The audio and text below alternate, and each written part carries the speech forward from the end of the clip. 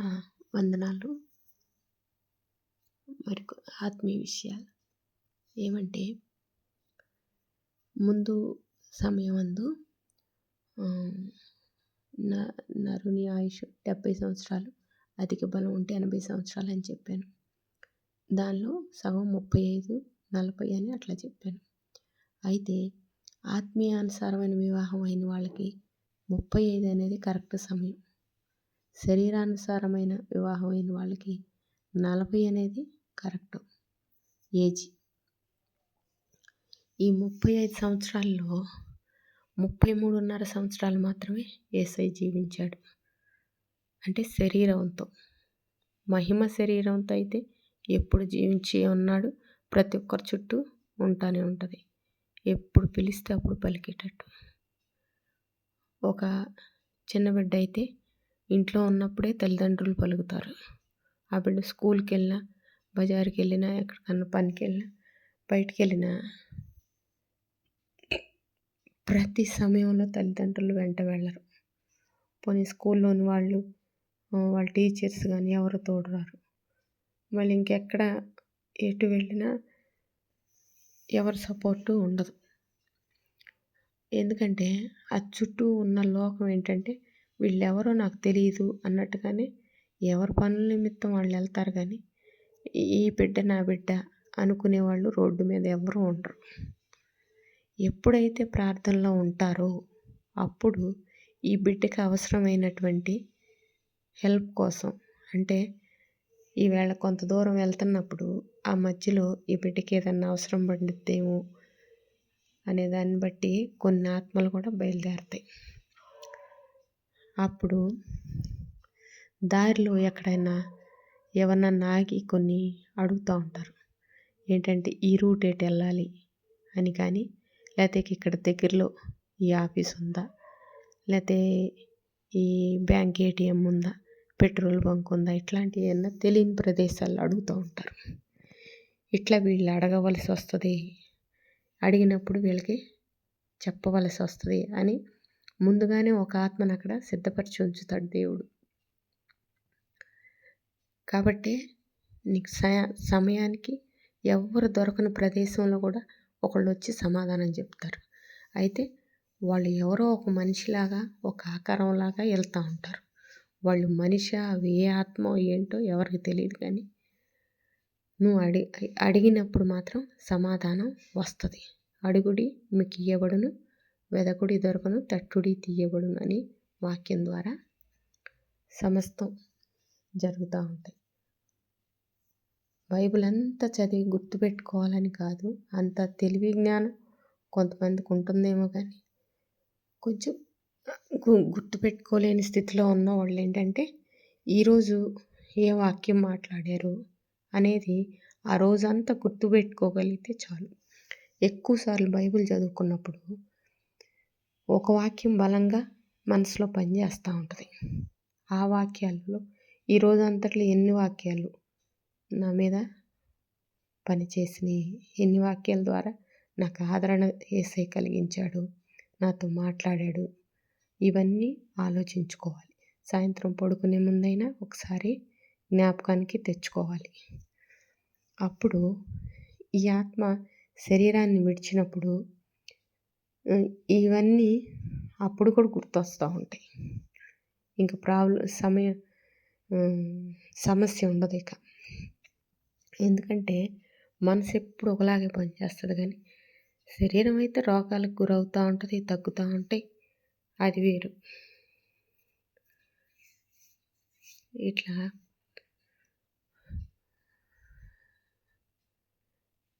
ఇట్లా ఉంటుంది దేవుని మార్గంలో ప్రయాణం అనేది.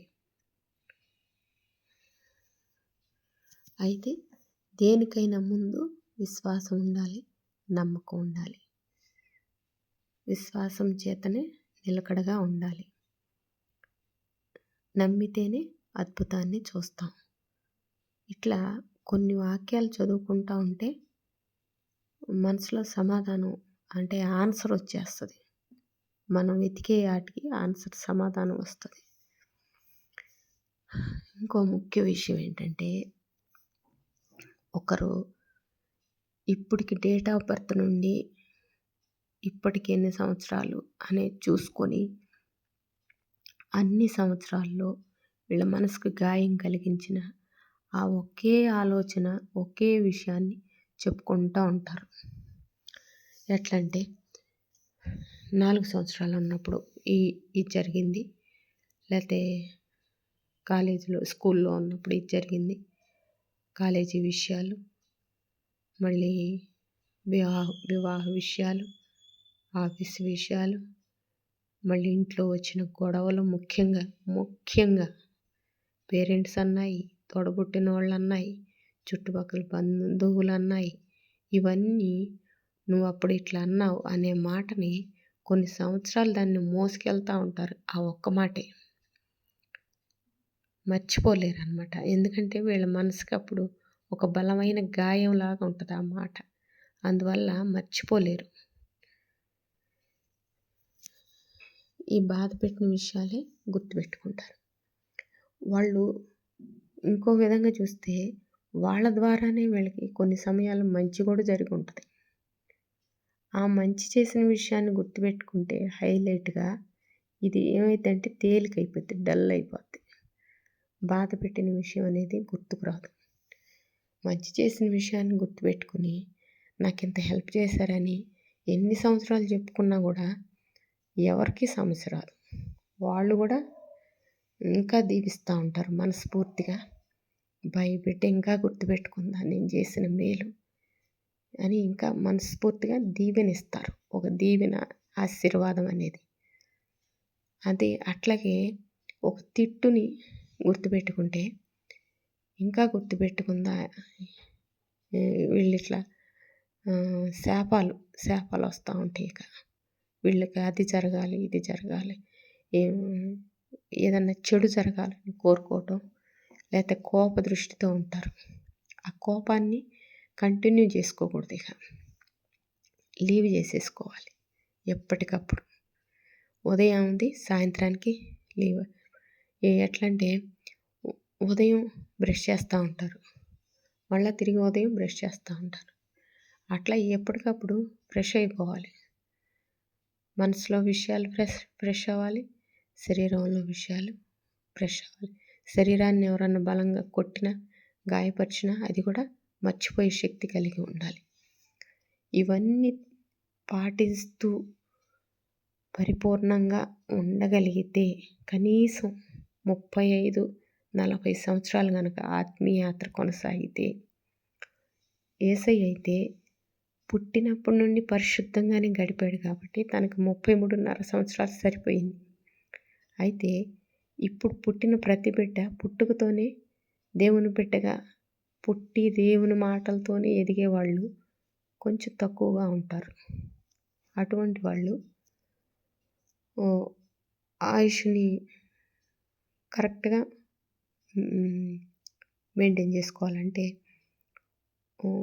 20 సంవత్సరాలు వచ్చిన తర్వాత కనుక రక్షణలోనికి వస్తే ఆ 20 సంవత్సరాల నుండి 20 సంవత్సరాల ఆత్మీయాత్ర ఉండాలి, రక్షణ జీవితం ఉండాలి.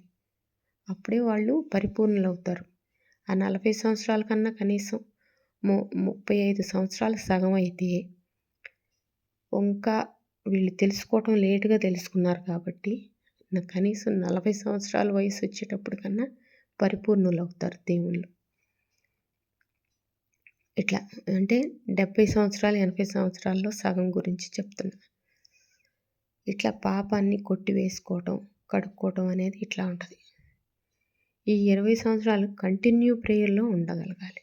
కంటిన్యూ అంటే రాత్రి పగలు అంటే ఇంట్లో ఎవరి పనులు వాళ్ళు చేసుకుంటూ ఆ మిగిలిన సమయం ఉంటుంది కదా, ఏదంటే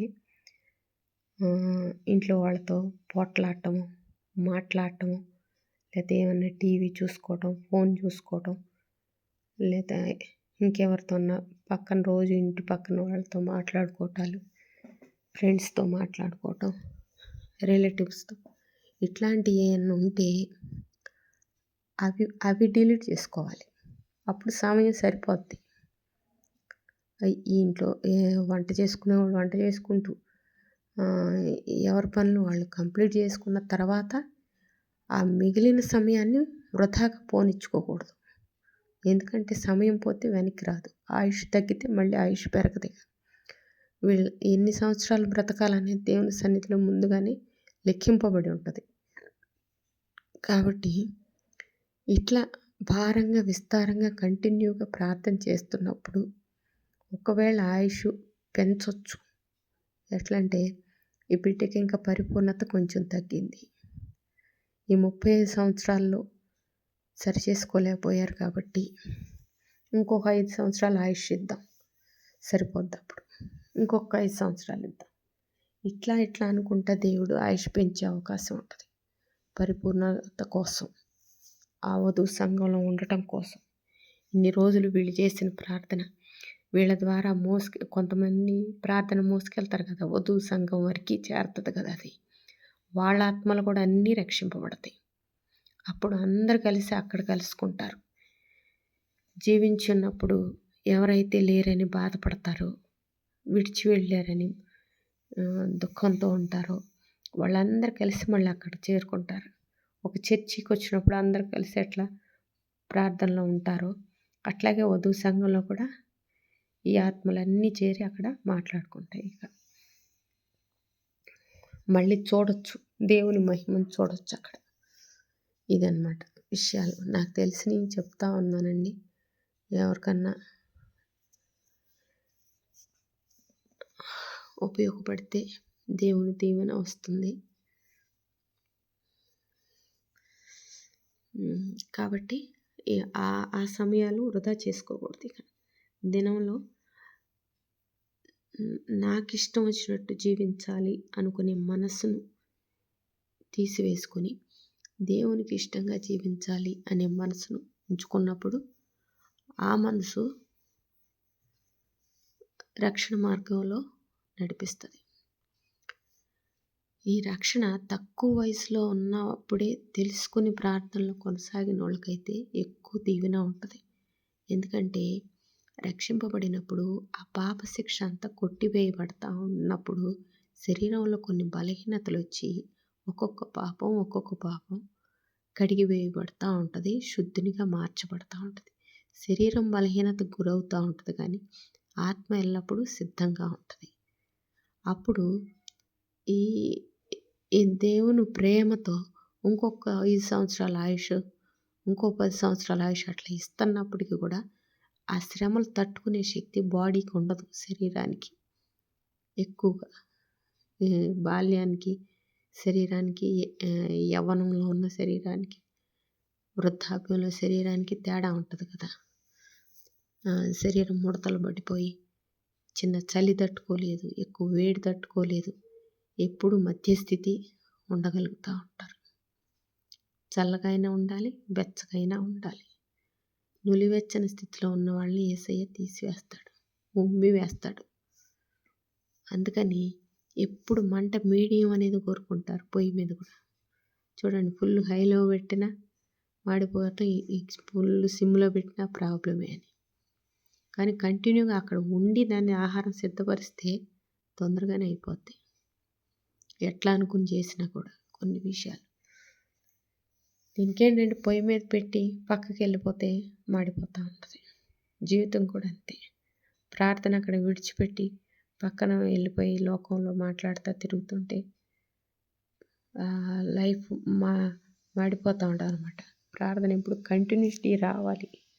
ఈ ఆత్మ ప్రార్థన కొంత దూరం మోసుకెళ్ళినప్పుడు ఆ దూరం నుంచి మళ్ళీ ఆత్మ చేరుతూ ఉండాలి. కానీ మళ్ళీ దాన్ని తీసుకొచ్చి భూమి మీద పడేస్తే ఒక్కసారి ప్రార్థన చేయకుండా కూర్చున్నప్పుడు ఏమవుతుందంటే ఆత్మ మళ్ళీ నేల మీద పడిపోద్ది. మళ్ళీ దానికి ఆరోగ్యం తెచ్చుకొని దానికి శక్తి తెచ్చుకొని మళ్ళీ ఎగరగలగాలి. ఈ ప్రార్థన మోసుకెళ్ళగలిగే శక్తి తెచ్చుకోవాలి. అందుకని ఉంటే ప్రార్థనలన్నా ఉండాలి, లేకపోతే లోకానుసారంగా అయినా ఉండాలి. శ్రమలకి ఎట్లయినా శ్రమలు వస్తూ ఉంటాయి, కానీ దేవుళ్ళు శ్రమలు వస్తే నిత్య రాజ్యానికి వారసులు అవుతారు. ఇవి నాకు తెలిసిన విషయాలండి. అందరికీ ఉపయోగపడాలని వినిన వాళ్ళకి దీవెనకరంగా ఉండాలని ప్రార్థిస్తున్నాను. ఆమెన్.